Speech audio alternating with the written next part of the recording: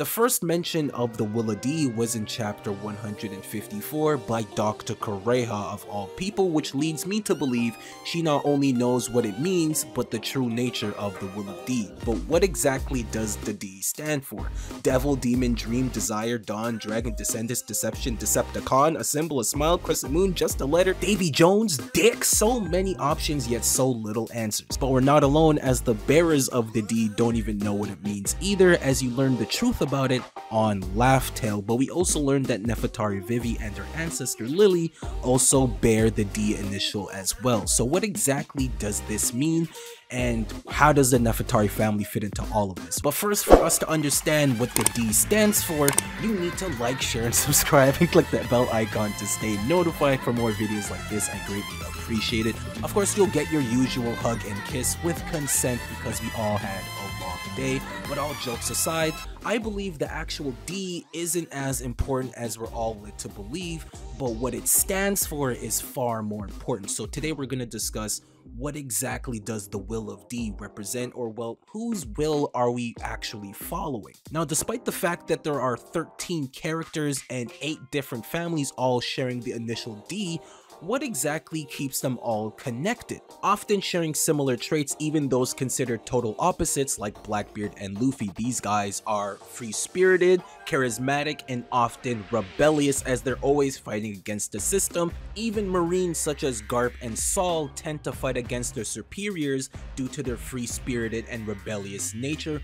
which the term D always causes a storm comes into play, because more often than not, a D is either a part or starting a historic event, and their influence is so strong that it tends to change the world and people around them wherever they go. They also tend to have incredible luck, whether it's bad or good, and whatever they do, their actions seem to affect the world at large.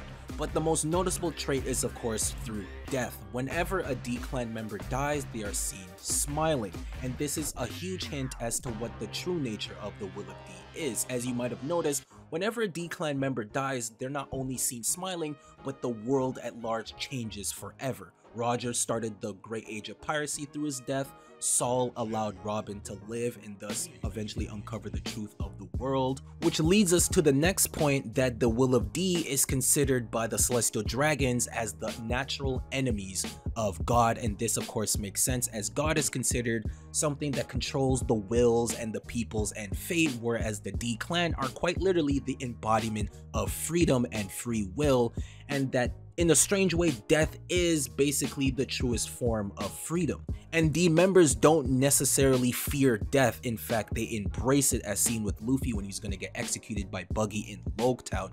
These guys all understand in some strange way that no matter how their life may turn out, they live the way they wanted to and die on their own terms. These guys are always seen fighting against the establishment as well as fate. You had Rox, who wanted to end the Celestial Dragons, albeit he wanted to be king. This in turn would have freed the world from their tyranny, as well as Roger, who started the Golden Age of Piracy, which in this world is the ultimate form of freedom. You have Dragon, the leader of the Revolutionary Army that plans to rid the corruption of the world nobles. Even Garp, who's a Marine, still tends to go against orders, and Saul, who defected from the organization completely. At the end of the day, if you strip everything down to its core, what is One Piece about? It's about free will.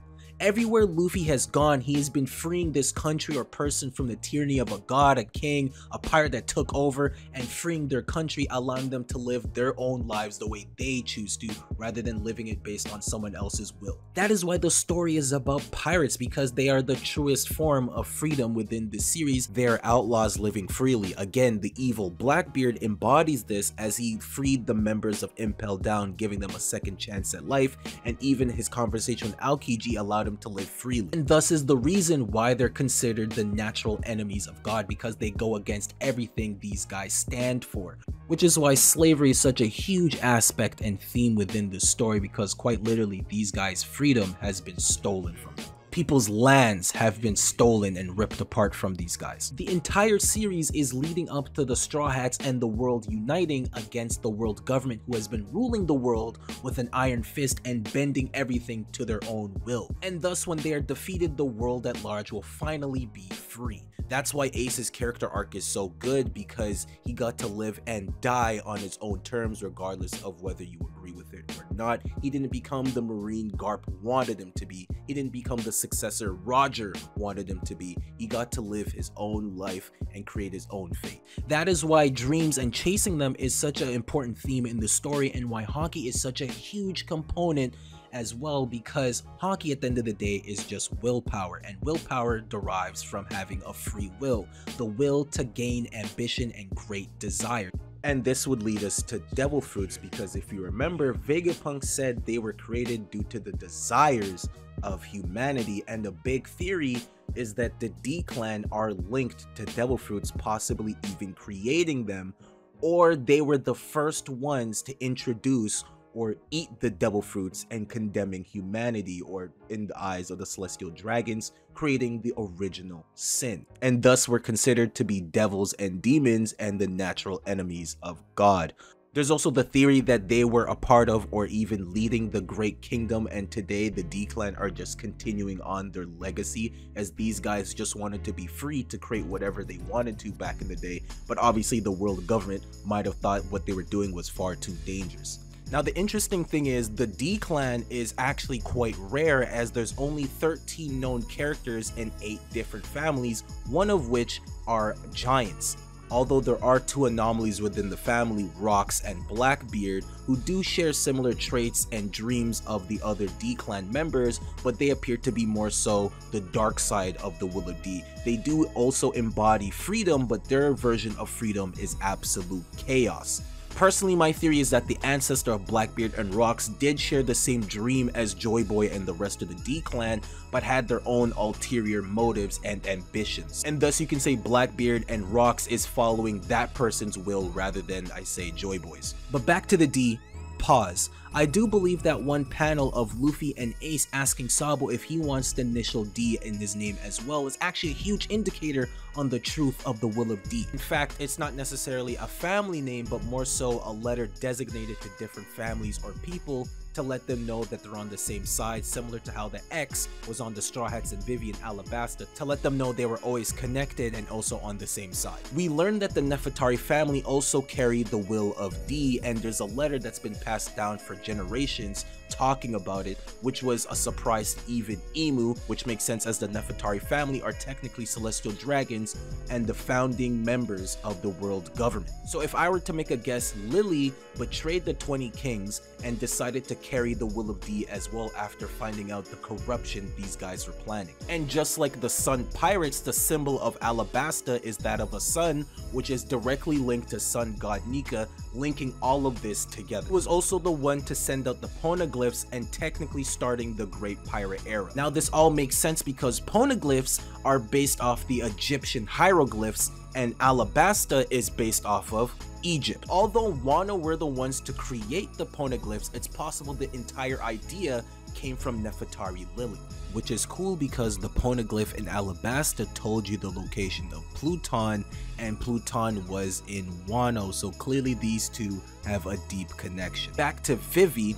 What exactly is her role in all of this now that we know that she's a D? For one, this leads me to believe that she will definitely be there on Laughdale and discover the truth of the Void Sentry, and now that she's friends with Big News Morgans, she will relay this information to him and he will reveal the truth of the Void Sentry to the world through the big news, which honestly was a theory of mine for quite a long time, and a lot of things are starting to line up. But not only that, I'm starting to believe that Vivi was the other sovereign the Sea Kings were talking about and not Luffy. Yes, Joyboy is meant to guide Shirahoshi and usher in a new world, but the weird part is the Sea Kings never really took note of Luffy despite having a straw hat, rubber abilities like Joyboy, and could hear them talk, but they kind of scoffed at it and didn't really care about him. So it's possible that Vivi might be the one that they were talking about, especially because ever since her and Shirahoshi met, things have gone south, but also they have consistently gone out of their way to worry about one another, about their whereabouts and their well-being, and I think this is Oda's way of letting us know that these two are going to be intrinsically linked together, especially that Imu had a picture of Vivi alongside Blackbeard, Luffy, and Shirahoshi, 3 of which we know are very important for the grand scheme of things, and I'm pretty sure that Vivi is as well. And honestly, I'm not surprised, or will not be surprised, that at the end of the series, once the world government have been toppled over, it'll be Vivi that is the one to lead the world into a new era, as technically she is a part of the first 20 kings that created the world in the first place, and her entire journey is her learning how to be a proper queen, so her being the one to lead the world would make a lot of sense and conclude her character. But this does not answer where exactly the Will of D derives from.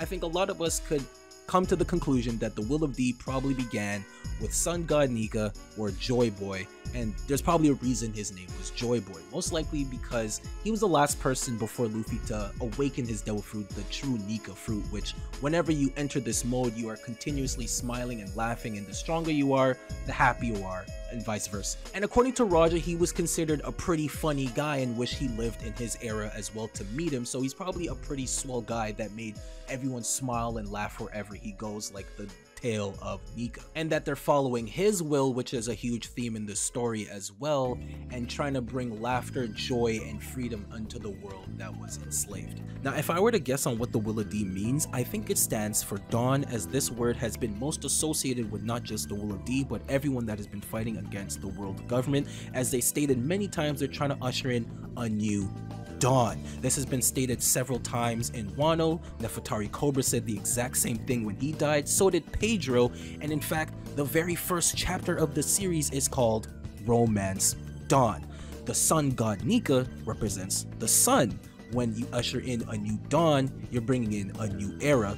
Thus, the Will of D is the will of Nika and Joyboy, and the D stands for Dawn, the moment when the sun is rising to start a new day, or in this case, a new era of freedom. A world where many people could smile, dance under the sun, and be as happy as they choose to be instead of being under the oppression of the celestial dragons and the gods. Well, based on the comments of Roger saying Joyboy was a pretty funny guy, I can see this all being an elaborate joke on his end, that the D could literally just be a symbol of a smile, which would be a little ridiculous but would also make a lot of sense, seeing as smiling is a huge noticeable trait within the D clan member, especially when they die. And if you flip it, it does look like a smile. Even Odin, despite not being a D clan member, he was tied to them. When he died, he smiled, and Oda did zoom in on it, making it very apparent, which is very intriguing. Also, Dofi may have hinted at this, as he does know a bit more truth about the world, as he does appear to know about Imu and the great national treasure,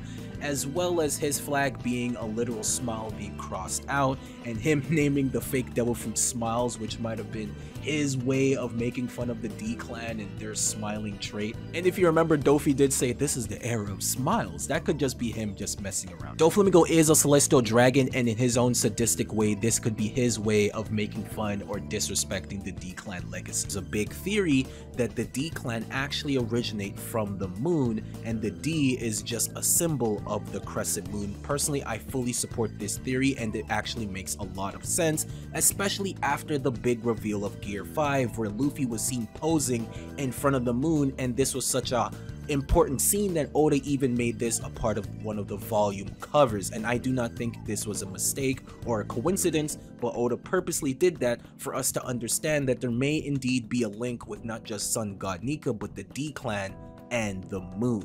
But another strong candidate for what the D could stand for is dreams, a large aspect of One Piece, and a big theme of it is chasing one's dreams, and as famously said by Blackbeard, dreams will never die, and the Will of D could actually be a representation of this.